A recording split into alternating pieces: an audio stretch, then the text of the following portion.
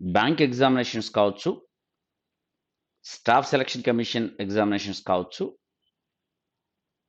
Railway లాంటి ఏ ఇతర competitive ఎగ్జామినేషన్స్‌లోనైనా మొదటిసారి ఎగ్జామినేషన్ రాస్తుంటే ప్రిపరేషన్ ఎలా ఉండాలి? ఏ విధంగా ప్రిపేర్ అయితే ఈ ఎగ్జామినేషన్స్‌లో సక్సెస్ తెచ్చుకోవచ్చు? ఎలా ప్రిపేర్ అవ్వాలనేది చాలామంది స్టూడెంట్స్‌ని సహజంగానే వస్తున్నటువంటి క్వెషన్ ఇది. ఎలా ప్రిపేర్ అవ్వాలనేది. ఎక్కడ మొదలుపెట్టాలి? ఎలా మొదలుపెట్టాలి? ఏం చేయాలి? ఇది వాళ్ళు ఎప్పుడూ అడిగే క్వెషనే. వాళ్ళకెప్పుడూ వస్తున్నటువంటి డౌటే. సరే ఈరోజు మనం ఎలా ప్రిపేర్ అవ్వాలి? ప్రిపరేషన్‌కి అది మీరు బ్యాంక్ ఎగ్జామినేషన్స్ కానివ్వండి, స్టాఫ్ సెలక్షన్ కమిషన్ ఎగ్జామినేషన్ కావండి, రైల్వేస్ కావచ్చండి, ఇన్సూరెన్స్ కావచ్చు, or any other competitive examination. Examination ఏదైనా సరే ప్రిపరేషన్ చేసే పద్ధతి మాత్రం ఒకటే. అందులో మార్పు ఉండదు. మీరు ప్రిపరేషన్ కోసం మనం చేయాల్సింది ఎల్‌పిటి. ఎల్‌పిటి అంటే లెర్నింగ్, ప్రాక్టీస్, టెస్ట్. ఈ 3 చాలా ముఖ్యమైనవి. మొదటిసారి ప్రిపేర్ అవుతూ ఉంటారు కాబట్టి, ముఖ్యంగా మీరు చేసుకోవాల్సిందంటే నేర్చుకోవాలి. ఇవంతా గూడా ఎగ్జామినేషన్‌కి సంబంధించినటువంటి సిలబస్ అంతా, టాపిక్స్ అంతా నేర్చుకోవాల్సినటువంటి అవసరం ఉంటుంది. తర్వాత దాన్ని బాగా ప్రాక్టీస్ చేయాలి. తర్వాత మీ పెర్ఫార్మన్స్ ఎలా ఉందో తెలుసుకోవడానికి టెస్టులు రాయాల్సి ఉంటుంది. కొంచెం డీటెయిల్డ్‌గా చూద్దాం. ముందు ఏదో ఒక ఎగ్జామినేషన్ రాద్దాం అనుకుంటారు. ఒక ఐబీపీఎస్ బ్యాంక్ పరీక్ష రాద్దామని చెప్పి అనుకుంటున్నారు. బ్యాంక్ పరీక్ష నోటిఫికేషన్ వచ్చిన తర్వాత జనరల్‌గా స్టూడెంట్స్ ప్రిపరేషన్ అనేది మొదలుపెడతారు. అప్పటికి ప్రిపేర్ అవ్వడానికి జనరల్‌గా 2 మంత్స్ టైం మాత్రమే ఉంటుంది. ఓకే. అంతకు ముందు నుంచి కూర్చుంటే ప్రిపేర్ అవుతా ఉంటే పర్లేదు. కేవలం 2 నెలల సమయం మాత్రమే ఉన్నది. లేకపోతే 2.5 whatever maybe the stipulated time మీరు అనుకున్నటువంటి టైం ఏదైతే ఉంటుందో, ఆ టైంలో ప్రిపరేషన్ ఎట్లా ఉండాలంటే, ముందుగా ఎగ్జామినేషన్ గురించి అవగాహన చేసుకోండి. ఒక ఎగ్జామినేషన్ మీరు రాస్తున్నారంటే, దానికి సంబంధించినటువంటి ఎగ్జామినేషన్ ప్యాటర్న్ మీకు తెలియాలి. ఎలా ఉంది? ప్రిలిమ్స్ ఉంది, మెయిన్స్ ఉంది. ప్రిలిమినరీ ఎగ్జామినేషన్‌లో ఏం సబ్జెక్ట్స్ ఉన్నాయి? మెయిన్స్ ఎగ్జామినేషన్‌లో ఏం సబ్జెక్ట్స్ ఉన్నాయి? ఆ ఎగ్జామినేషన్‌లో ఉన్నటువంటి సబ్జెక్ట్స్ అన్నీ కూడా ముందు మీకు తెలియాలి. ఆ తెలిసిన తర్వాత యెస్ ఈ సబ్జెక్ట్స్ ఉన్నాయి.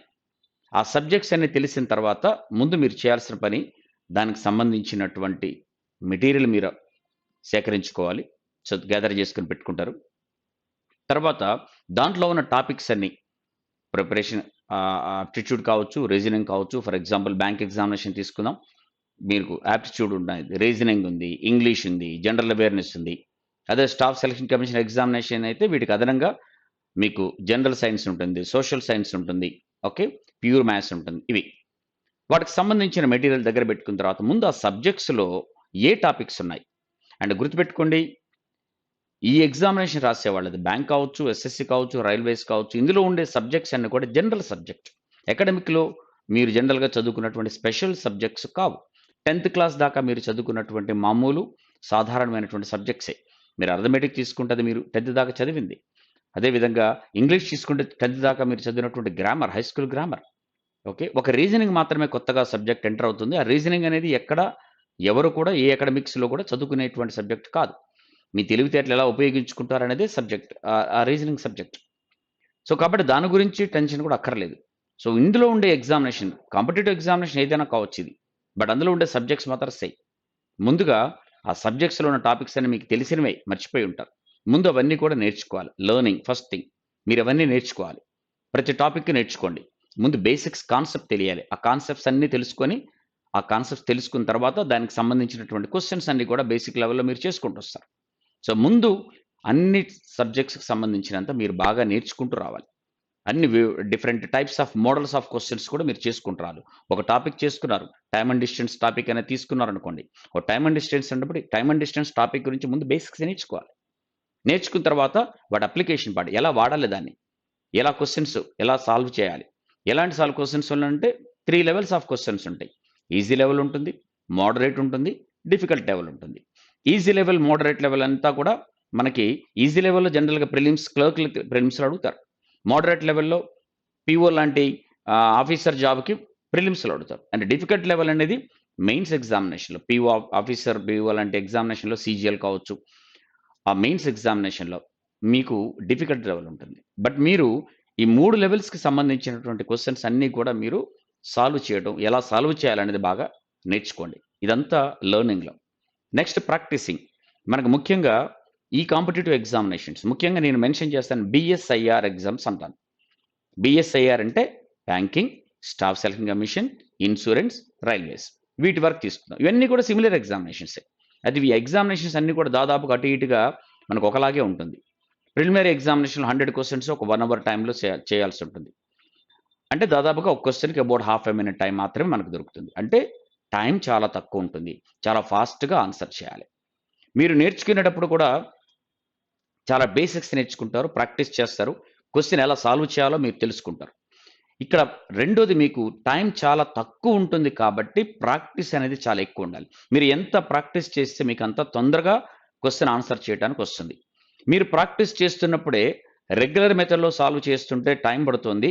ఇంకా వేరే అదర్ మెథడ్స్ ఏమైనా ఉన్నాయా ఫాస్ట్‌గా చేయడానికి అనేది మీకు తెలుసుకుంటారు ఆటోమేటిక్‌గా. సో, ప్రాక్టీస్‌లో మీ స్పీడ్ పెరుగుతుంది. మీ యాక్యురసీ పెరుగుతుంది. ఎంత ఎక్కువ ప్రాక్టీస్ చేస్తే అంత తక్కువ టైం పడుతుంది సాల్వ్ చేయటానికి. అంత ఎక్కువ యాక్యురేట్‌గా ఆన్సర్ చేయగలుగుతారు. ఎందుకంటే మీరు ప్రాక్టీస్ చేస్తూ పోతూ ఉన్నారు. వీలైనన్ని తెలిసిన క్వెషనే అయినా కూడా మీరు రిపీటెడ్‌గా సాల్వ్ చేస్తూనే ఉన్నారు. ఎన్ని వీలైతే అన్ని. So, second thing practice. ప్రాక్టీస్‌లో మీకు టైం చాలా సేవ్ అవుతుంది. ఫాస్ట్‌గా చేస్తారు, యాక్యురేట్‌గా చేస్తారు. అండ్ థర్డ్ థింగ్ వచ్చేసి టెస్ట్. ఆ టెస్ట్‌లో మీ పెర్ఫార్మన్స్ అంటే మీరు ఇప్పటిదాకా మీ ప్రిపరేషన్ అనేది ఎలా పోతుంది? బావుందా? బాగలేదా? ఎలా తెలుస్తుందంటే అసెస్ చేసుకుంటారు. Self assessment. ఓ టెస్ట్ రాస్తారు. ఒక 100 క్వెషన్స్ 1 అవర్ టైంలో మీరు పెట్టుకొని మీరు రాసినప్పుడు మీకు ఎన్నొస్తాయి? మీకు ప్రాక్టీస్ చేసేటప్పుడు అనిపిస్తుంది. నేర్చుకునేటప్పుడు అనిపిస్తుంది నాకు అన్నీ వచ్చేసాయి. ప్రాక్టీస్ చేసేటప్పుడు అనిపిస్తుంది అన్నీ చేయగలుగుతున్నాను. బట్ ఏ మేరకు చేయగలుగుతున్నారు? ఎంతవరకు చేయగలుగుతున్నారు? మీరు టెస్ట్ రాస్తే తెలుస్తుంది.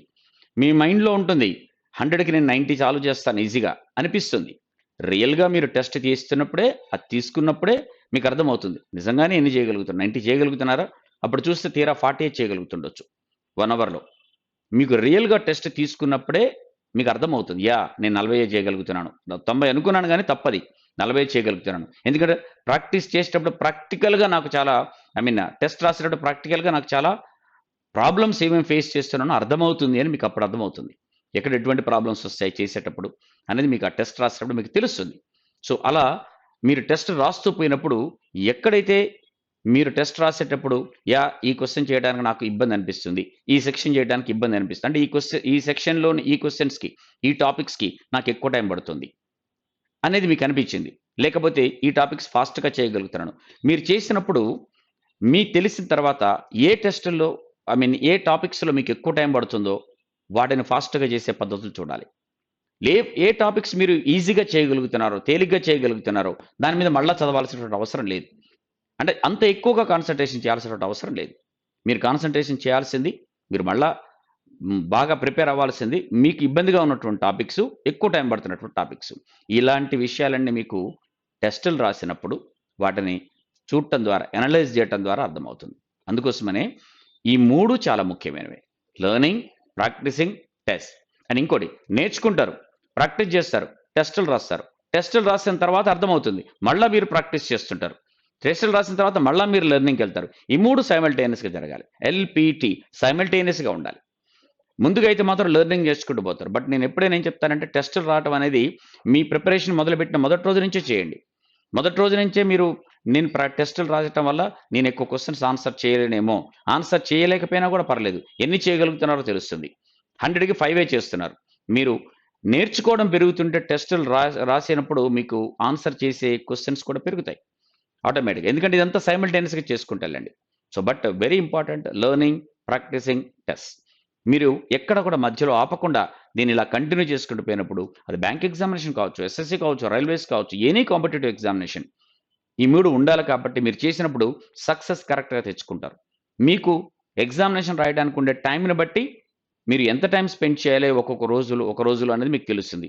2 నెలలే టైం ఉంది ఎగ్జామినేషన్‌కి. సో, మీరు ఎక్కువ టైం స్పెండ్ చేయాలి. 6 మంత్స్ టైం ఉంది. తక్కువ టైం స్పెండ్ చేసినా చాలు. అలాంటిది మీకు అర్థమవుతుంది. అంటే ఎగ్జామినేషన్ నోటిఫికేషన్ వచ్చిన తర్వాత మీరు ఇదే ఎగ్జామ్‌లో సక్సెస్ కావాలని మీరు కూర్చున్నారంటే మాత్రం ప్రెషర్ ఎక్కువ ఉంటుంది. ఎందుకంటే టైం చాలా తక్కువ ఉంటుంది. 2 నెలలే ఉంది కాబట్టి. ఒక్కోసారి 50 డేసే ఉండొచ్చు. ఇక్కడ మోర్ ప్రెషర్. అందుకోసం అడ్వాన్స్డ్‌గా ఆలోచించండి. మీరు ఒక 1 ఇయర్ నెక్స్ట్ ఇయర్ ఎగ్జామినేషన్స్ ఇప్పుడు రాయడానికి ఆలోచించండి. ఎప్పుడైనా అడ్వాన్స్డ్‌గా ఆలోచించాలి. అప్పుడు కంఫర్టబుల్‌గా చేస్తారు. చాలా మొదటిసారి రాసినప్పుడే సక్సెస్ తెచ్చుకునే అవకాశం ఉంది. అంటే ఇక్కడ మొదటిసారి రాస్తూ 2 మంత్స్‌లో ఎగ్జామినేషన్ ఉన్నప్పుడు సక్సెస్ తెచ్చుకోలేరు అని నేను చెప్పట్లా. అలా తెచ్చుకునే వాళ్ళు కూడా చాలా మంది ఉన్నారు. సరిగ్గా కూర్చుంటే 2 మంత్స్ చాలు. అన్నీ తెలిసిన సబ్జెక్ట్సే నేను ఇంతకుముందే చెప్పాను. తెలిసిన సబ్జెక్ట్సే కాబట్టి ఆ సబ్జెక్ట్స్‌ని ప్రాపర్ వేలో మీరు మీరు నేర్చుకొని మళ్ళా ఇప్పుడు ప్రాక్టీస్ చేయడం అనేది ఇంపార్టెంట్. ఇక్కడ మీకు కావాల్సింది అప్లికేషన్ పార్ట్. కొత్తగా సబ్జెక్ట్స్ నేర్చుకునేంతగా మీకు తెలియని టాపిక్స్, తెలియని సబ్జెక్ట్స్ ఉండవు. రీజనింగ్ ఒకటి మాత్రమే మీరు మొదటిసారి చూస్తారు. అది కూడా చాలా ఇంట్రెస్టింగ్ అయిన సబ్జెక్ట్ కాబట్టి దానికి కూడా పెద్ద మీకు టైం పట్టదు. బట్ మీరు మొదటిసారి ప్రిపేర్ అవుతుంటే మాత్రం తప్పనిసరిగా చేయాల్సింది లెర్నింగ్, ప్రాక్టీసింగ్, టెస్ట్. ఏ ఒక్కటి ఇగ్నోర్ చేయడానికి లేదు. మీకు టైం పడుతుంది అని మీకు ఎప్పుడు అనిపించినా కూడా ఎక్కువ టైం పడుతున్నా కూడా again go back to basics. ఎందుకు టైం పడుతుంది? ఎక్కడ టైం పడుతుంది? సో నా ప్రాక్టీస్‌లో పొరపాటు ఉందా? నేను ఇంకా సరిగ్గా నేర్చుకోలేదా? టాపిక్ నాకు అర్థం కాలేదా? అర్థమైనా సరే ప్రాక్టీస్ సరిగ్గా లేదా నాకు? అందుకే టైం పడుతుందా? కొత్త మెథడ్స్ ఏమైనా నేర్చుకోవాలా? టెక్నిక్స్ నేర్చుకోవాలా? షార్ట్ కట్స్ నేర్చుకోవాలా? ఇలాంటివన్నీ మీరు చేసుకుంటూ వెళ్ళండి. మీరు ఇలా చేసినప్పుడు సక్సెస్ డెఫినిట్‌గా వస్తుంది. మీకు రాదు అనే పరిధి లేదు. అనేటువంటి డౌట్ కూడా లేదు. మీరు ఏ పని చేసినా మనం సిస్టమాటిక్‌గా చేయాలి. సిస్టమాటిక్‌గా చేయకపోతే ఏది రాదు. మనం ప్రిపరేషన్‌లో కూడా సిస్టమాటిక్ ప్రిపరేషన్ అనేది ఉంటేనే సక్సెస్ వస్తుంది. ఆ సిస్టమాటిక్ ప్రిపరేషన్‌కే ముఖ్యమైనది ఎల్‌పిటి. సో, ఈ ఎల్‌పిటి సూత్రాన్ని మీరు పాటిస్తే డెఫినిట్‌గా మీరనుకున్న ఎగ్జామినేషన్‌లో సక్సెస్ తెచ్చుకుంటారు. జాబ్ తెచ్చుకుంటారు. అందులో ఏమాత్రం డౌట్ లేదు. All the best.